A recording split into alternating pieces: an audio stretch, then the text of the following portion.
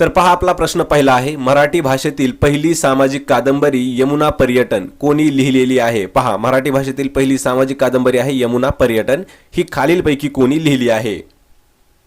याचं उत्तर आहे पहा पर्याय क्रमांक 2, बाबा पदमंजी यांनी लिहिलेली कादंबरी आहे।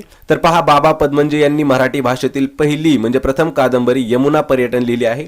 तसेच अरुणोदय हा काव्यसंग्रह देखील बाबा पदमंजी यांनीच लिहिलेला आहे। कोणता अजून एक दुसरा आहे पहा, अरुणोदय हा त्यांचा काव्यसंग्रह आहे, हा देखील बाबा पदमंजी यांनी लिहिलेला आहे। पर्याय क्रमांक 2 योग्य उत्तर आहे।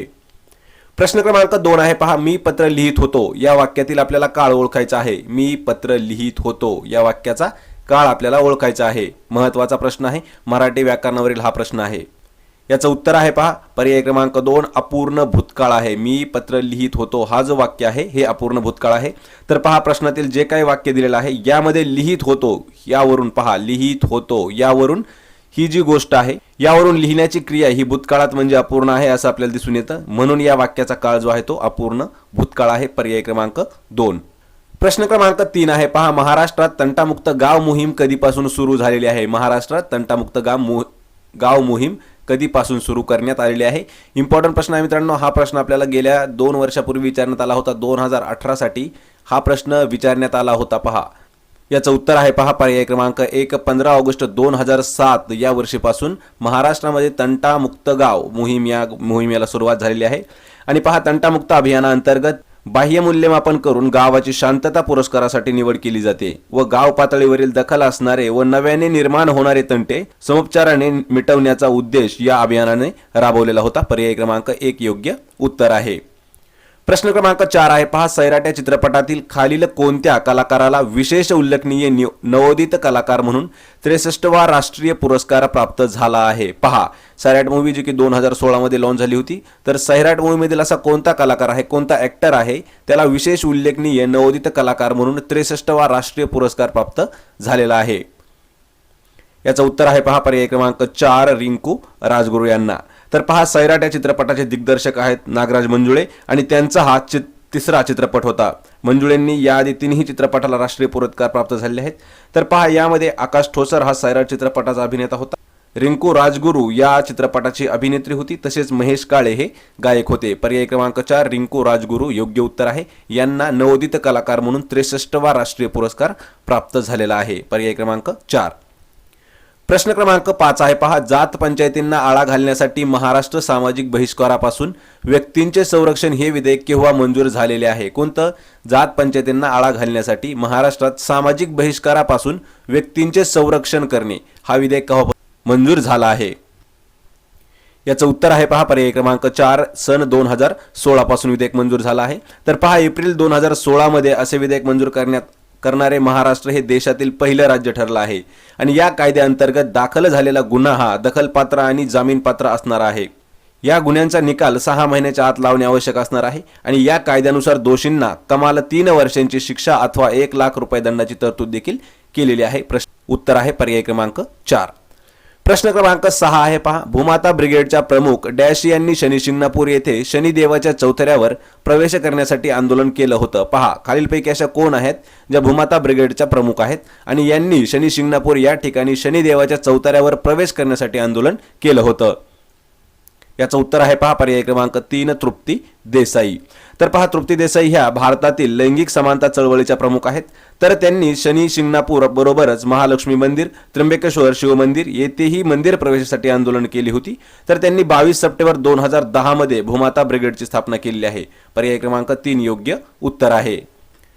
प्रश्न क्रमांक 7 आहे पहा, सूर्यापासून मिळणारी ऊर्जा ही खालीलपैकी कोणत्या कारणाने होते? सूर्यापासून जी आपल्याला ऊर्जा मिळते ती कोणत्या कारणाने ऊर्जा तयार होते? महत्त्वाचा प्रश्न आहे मित्रांनो। पहा, इम्पॉर्टंट प्रश्न आहे ना, हा प्रश्न आपल्याला भूगोलावर विचारण्यात येतो। हा प्रश्न इयत्ता 12वी वर्गाचा प्रश्न आहे। पहा, महत्त्वाचा प्रश्न देखील आहे। याचं उत्तर आहे पहा पर्याय क्रमांक 2, अणूंच्या केंद्राचे एकत्रीकरण करून ही ऊर्जा मिळली जाते। तर पहा, यालाच न्यूक्लिअर फ्युजन असंही म्हटलं जातं आणि 4 हायड्रोजन केंद्रकापासून 1 हेलियमचे केंद्रक तयार होत असते। सौर ऊर्जा ही विद्युत चुंबकीय प्रारणांच्या स्वरूपात असते। पर्याय क्रमांक 2 योग्य उत्तर आहे। प्रश्न क्रमांक 8 आहे पहा, कोणत्या देशालगत भारताची सर्वात जास्त लांबीची सीमा आहे? खालीलपैकी कोणता देश आहे की त्या देशाच्या सोबत भारताची सर्वात जास्त लांबीची बॉर्डर आहे?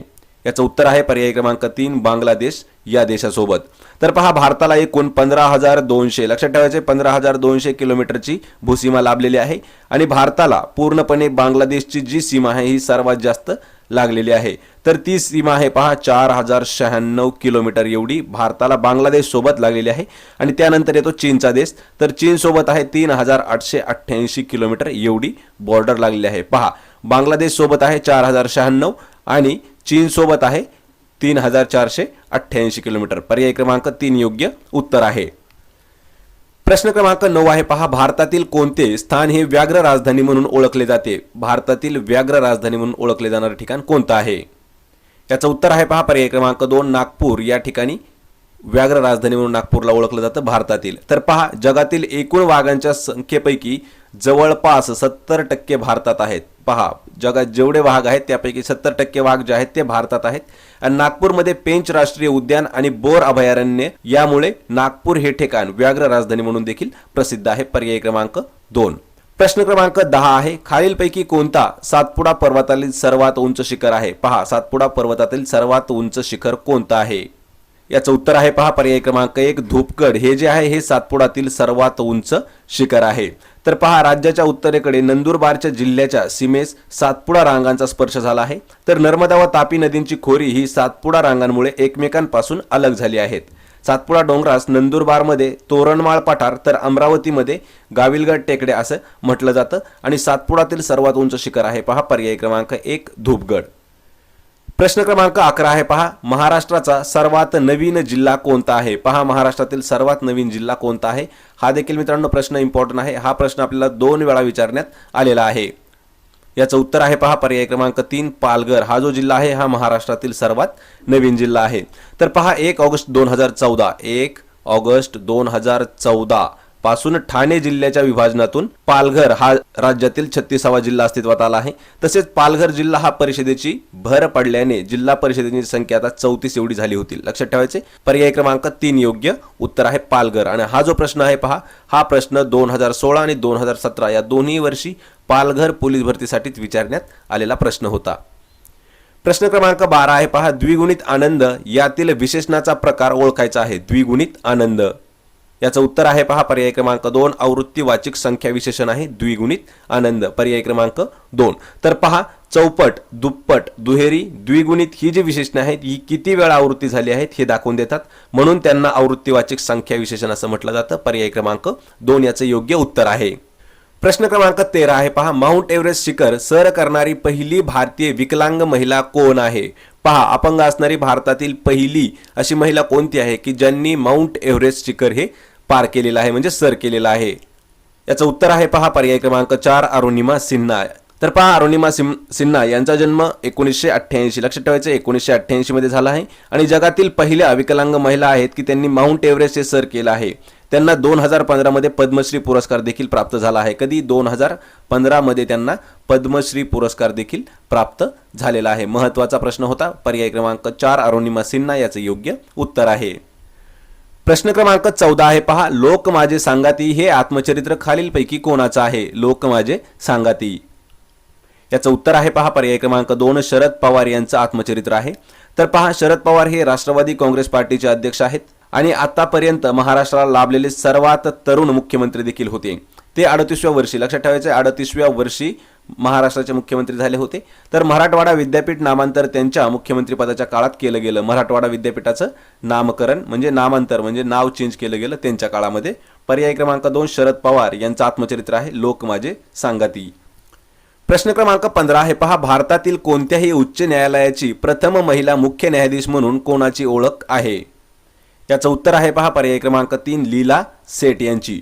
तर पहा लीला सेठ या भारतातील उच्च न्यायालयाच्या पहिल्या महिला मुख्य न्यायाधीश होत्या आणि अन्ना चंडी या भारतातील पहिल्या महिला न्यायाधीश व उच्च न्यायालयाच्या पहिल्या महिला न्यायाधीश होत्या. तर फातिमा बीबी ह्या ज्या आहेत त्या सर्वोच्च न्यायालयाच्या पहिल्या महिला न्यायाधीश होत्या. पर्याय क्रमांक 3 याचं योग्य उत्तर आहे. प्रश्न क्रमांक 16 आहे पहा भारतात नियमितपणे किती वर्षांनी जनगणना केली जाते? पहा भारतात किती वर्षांनी नियमितपणे जनगणना केली जाते? याचं उत्तर आहे पहा पर्याय क्रमांक 4, 10 वर्षानंतर भारतात जनगणना केली जाते. तर पहा मित्रांनो, भारताची पहिली जनगणना जी आहे ती 1872 साली झालेली आहे आणि ही जी आहे ती लॉर्ड मेयो यांच्या काळात झाली आहे. आणि 2011ला जी जनगणना झाली ती 15वी जनगणना होती, लक्षात ठेवायचं आहे. आणि जी 2021ला होणारी जनगणना आहे ही आता 16वी जनगणना असणार आहे. पर्याय क्रमांक 4 योग्य उत्तर आहे.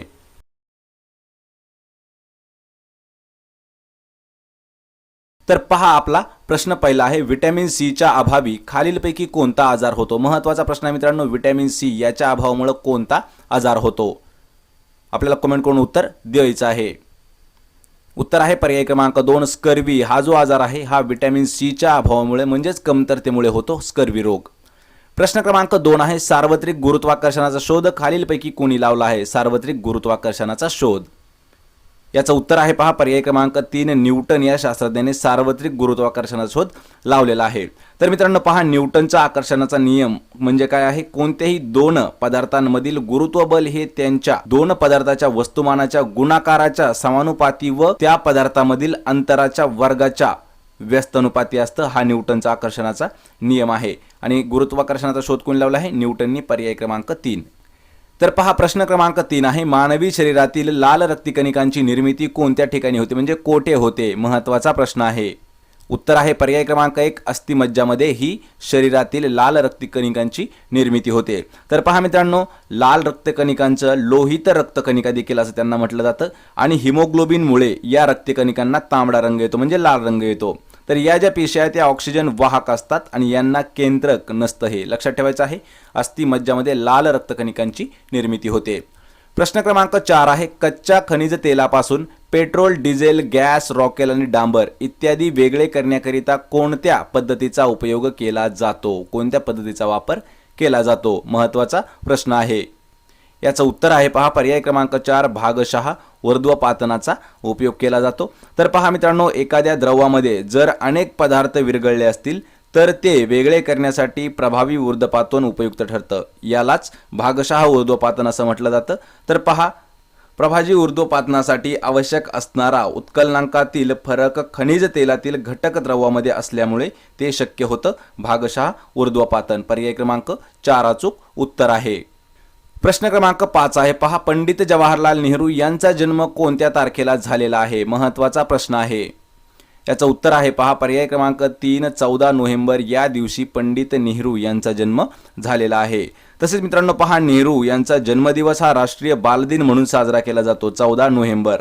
आणि पंडित नेहरू हे 1929च्या लाहोर व 1936च्या फैजपूर अधिवेशनाचे अध्यक्ष देखील होते आणि ते स्वतंत्र भारताचे पहिले पंतप्रधान आहेत.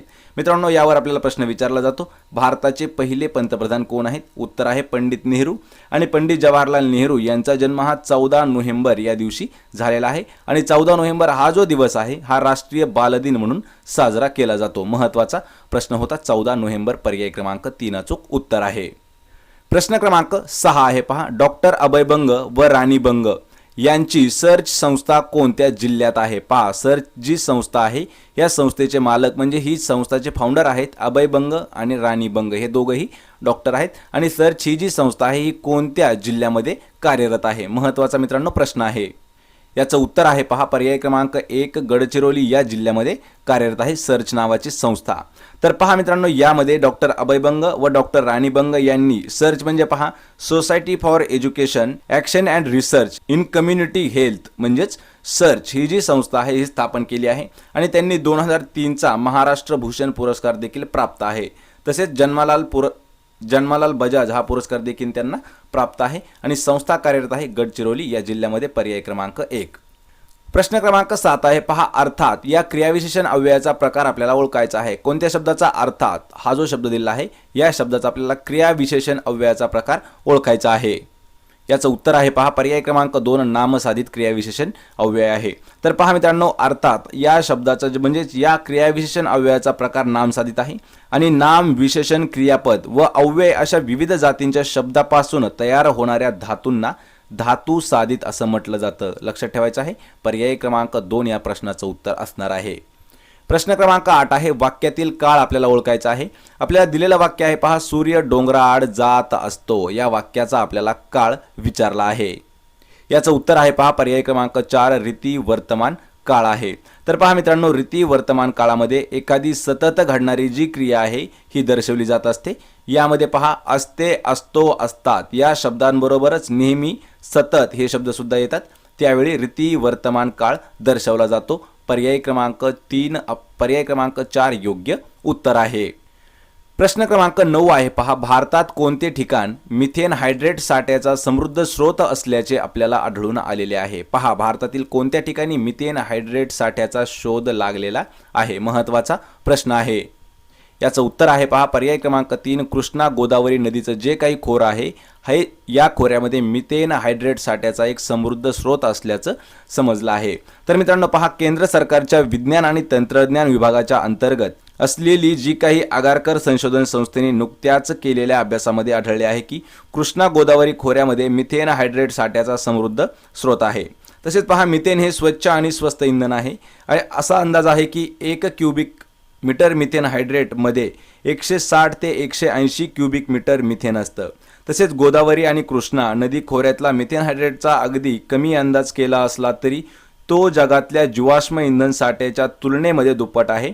तसेच पहा मित्रांनो, कृष्णा नदी खोरे हे जे आहे अंदमान आणि महानदीच्या किनाऱ्याजवळील जैविक उत्पत्ती असलेला हायड्रेट साठा भरीव प्रमाणात असणार आहे। महत्त्वाचा प्रश्न होता आणि हा प्रश्न आपल्याला विचारण्यात येऊ शकतो। हा करंट अफेअर्सवर देखील हा प्रश्न आपल्याला विचारण्यात येऊ शकतो 2020-2021। तर लक्षात ठेवायचं आहे, मिथेन हायड्रेट साठ्याचा समृद्ध स्रोत कोणत्या ठिकाणी आहे? कृष्णा गोदावरी नदीचं खोरं।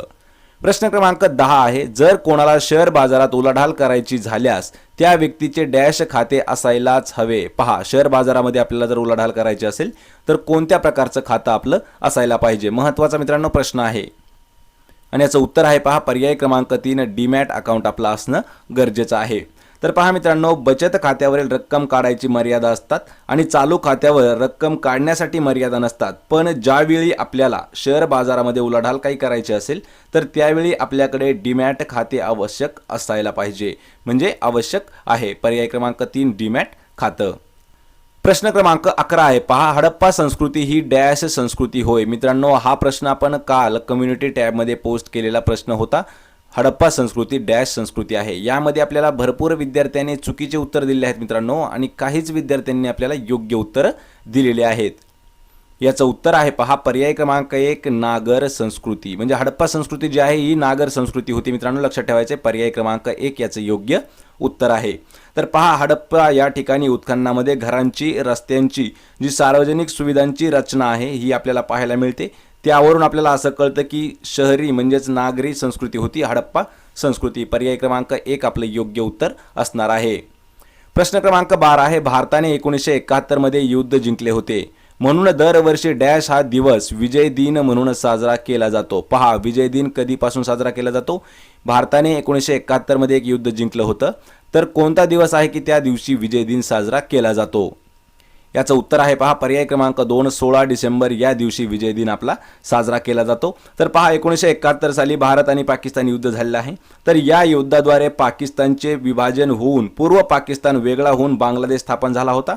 अशा प्रकारे भारताने बांगलादेशला स्वातंत्र्य मिळवून दिलं होतं आणि 1971 मध्ये जे युद्ध जिंकलं भारताने, तर त्या वर्षीपासून 16 डिसेंबर हा जो दिवस आहे हा विजय दिन म्हणून साजरा करण्यात येतो। मित्रांनो, इम्पॉर्टंट प्रश्न आहे पहा मित्रांनो, इम्पॉर्टंट प्रश्न आपल्याला PDF मध्ये हा प्रश्न दिलेला आहे आणि PDF डाउनलोड करण्यासाठी मराठी नोकरी या टेलिग्राम चॅनलला आपल्याला एक वेळा भेट द्यायची आहे। या ठिकाणी सर्व प्रकारच्या PDF नोट्स तुम्हाला मी उपलब्ध करून दिले आहेत।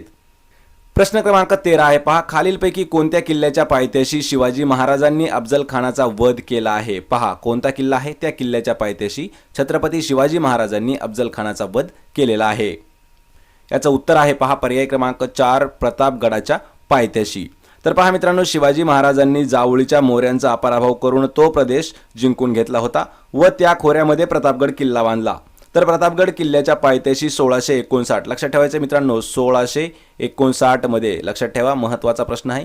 तर 1659 मध्ये शिवाजी महाराज आणि अफजल खान यांची भेट झाली होती। तर त्याच भेटीदरम्यान शिवाजी महाराजांनी अफजल खानाचा वध केलेला आहे 1659च्या काळामध्ये। कोणत्या किल्ल्याच्या पायथ्याशी? प्रतापगड किल्ल्याच्या पायथ्याशी। प्रश्न क्रमांक 14 आहे, खालीलपैकी कोणता किल्ला शिवाजी महाराजांनी बांधलेला आहे? पहा, खाली आपल्याला 4 किल्ले दिले आहेत, त्यापैकी छत्रपती शिवाजी महाराजांनी बांधलेला किल्ला कोणता आहे? उत्तर आहे पर्याय क्रमांक 3 सिंधुदुर्ग हा जो किल्ला आहे हा शिवाजी महाराजांनी बांधलेला किल्ला आहे. तर पहा शिवाजी महाराजांच्या स्वराज्यामध्ये एकूण म्हणजे जवळपास 240 किल्ले होते. पहा शिवाजी महाराजांचं जे स्वराज्य आहे म्हणजे आपलं स्वराज्य यामध्ये 240 किल्ले एवढे होते. तर त्यांनी बांधलेला सिंधुदुर्ग हा जो किल्ला आहे हा जलदुर्ग किल्ला मानला जातो आणि हा मालवण या ठिकाणी आहे. तर या किल्ल्याच्या पायाभरणीसाठी 5 खंडी शिसे ओतलेले होते. तर त्यांनी राजापुरी समोर पद्मदुर्ग हा सागरी किल्ला देखील बांधलेला आहे. लक्षात ठेवायचं आहे शिवाजी महाराजांनी बांधलेला किल्ला आहे सिंधुदुर्ग. दिलेल्यापैकी पर्याय क्रमांक 3 आपलं योग्य उत्तर आलेलं आहे.